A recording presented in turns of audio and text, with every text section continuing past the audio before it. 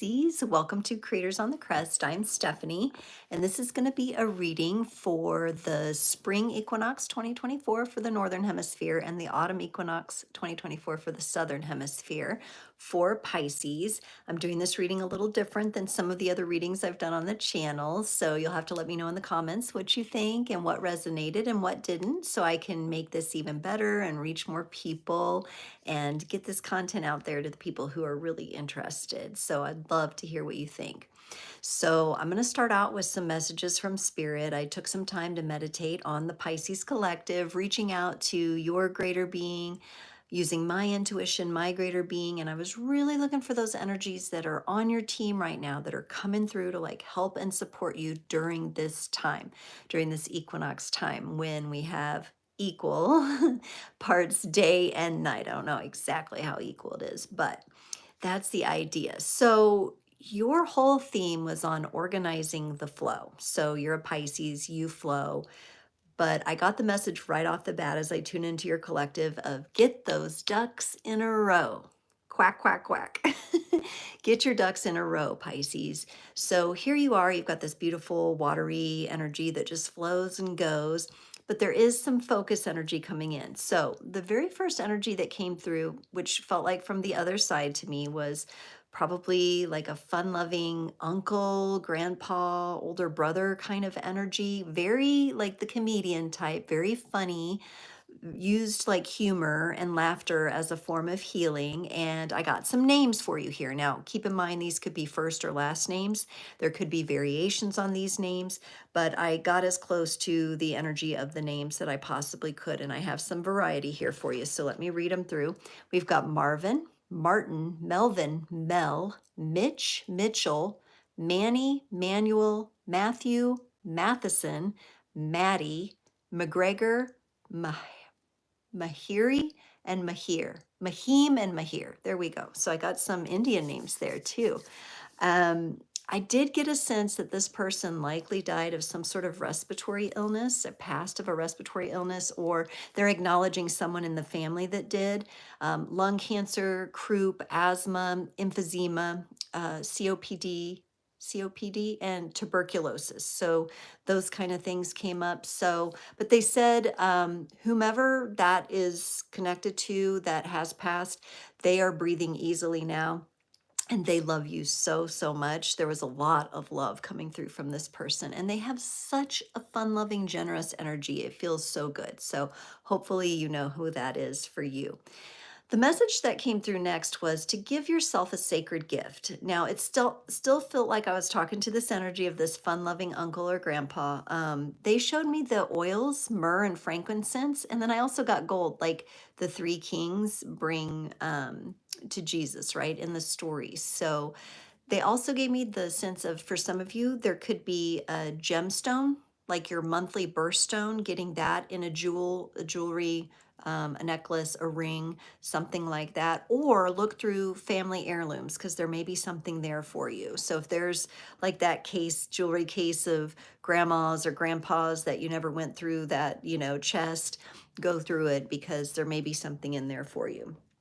Pisces, I was told you're steering a really big ship right now, a really big ship, and you're finding yourself a bit off course. And this leaves you feeling quite tired and a little bit wilted, like you need water, you need energy, and moving energy. So I got the moving energy, bicycle riding, a Peloton, rowing, or a rowing machine. These are going to be the types of exercises that might really help you get moving right now and get you back on track with your flow. So there's some sort of routine, organization coming in, could be for your health as well, your exercise routine. And I got the key to your well-being is a plan right now, some structure. You got to bring structure to the flow. The flow is absolutely beautiful and natural to you, and we don't want you to stop being who you are, right? But bring in some structure. You might need a list. You might need a little tracking calendar or something for this time, for this equinox time to kind of help you get through the rest of this month. You got transformation, revelation, and takeoff. And it was the butterfly, the dragonfly, and the Pegasus. So all this air energy came in all at once like that. Transformation, revelation, takeoff, butterfly, dragonfly, Pegasus. each one, you know, going a little bit higher each time. So that was really nice energy for you coming in for you. And I think it's part of this whole process of you bringing a little structure to your flow. You're really going to gain that height. You're going to have the wind in your sails, so to speak.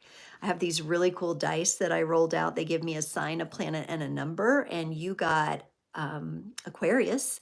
And with that, I got interpersonal dynamics, collaborations, interviews, webinars, talks. These are going to be important things for you to invest in right now, Pisces, during this equinox, or at least begin planning them. Get a list together about what you want to do with that.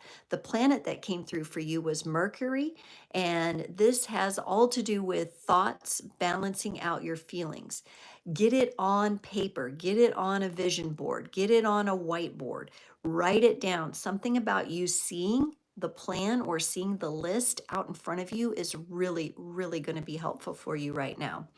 And then the number you got was 4, and that is a number of bringing stability, bringing organization. It brings some edges in, and if you think of your energy as a river, it kind of dams the river a little bit so that you can focus. You can have focused flow. Then I pulled a card from the Herbcrafter's Tarot, and you got number 16, the Tower. Now, 16 also reduces to the number 7 if you're working with numerology, but this is mushrooms, the mushroom in this deck. And everything is food for growth. That's kind of the message I got here. I feel like you've already had this Tower moment prior to the equinox where something kind of shuffled up your world. And now you're working on focusing energy on rebuilding. So you've had the shock, you've had the Tower. It could have been good, could have been not so good and kind of hard. But now you're rebuilding, you're reorganizing, you're restructuring things.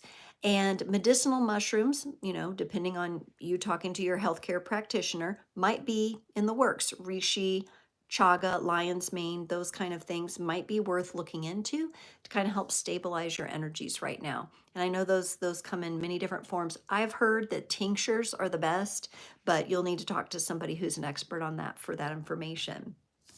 You also got the number 32 card, which reduces to a 5. So 32 could be an age, but it could also be the number 5, which is a number of change. And you are trying to get yourself, your focus flow. And here we have boundaries. I don't think this is really talking about boundaries with other people at this time. I think this is talking about your boundaries with yourself, how you're holding yourself accountable. And some of the things I got that could really help you with that when you think about using that transformation in your physical body to alchemize that would be to hold yoga poses. So if you think about all the basic yoga poses, holding them for a little bit longer, holding stretches longer than normal. That could be a really great way for you to work with this energy. I also, for some of you, saw maybe a trip to the Grand Canyon. I don't know, but if you know, you imagine the river has cut out the sides of that large canyon over time, and that will help you understand how to focus your flow. So you could even look at pictures or a video of the Grand Canyon, watch a documentary about it. I also got the Great Wall of China for some of you. So thinking about applying those boundaries to yourself, that's what it's all about right now, because you are trying to get more focused flow. You're trying to organize the flow. All right, Pisces, super cool. Let's pull a tarot card to close off this fun little reading here. There's one that's coming out right here. It's the Ten of Swords. Yeah. Don't worry about overburdening your mind with it. I know, Pisces, you love being in the flow. Okay, you don't want to get all up in your head and overthinking and then getting, you know, all confused. But see how all these birds are flying? We need the birds to land, and we need you to be able to paint the birds, to get them down on paper. We need you to be able to capture these moments in some sort of organization right now. So I know it can be a little tricky for you because you're not necessarily a mental energy by nature, but you do have the planet Mercury coming up for you where thoughts need to balance out the feelings. After a Tower moment, if you have had something kind of shocking happen and you're rebuilding, that can be really challenging. But you're also the Pisces. You are the shaman of the astrological wheel. If anyone can do this, you can do it, Pisces.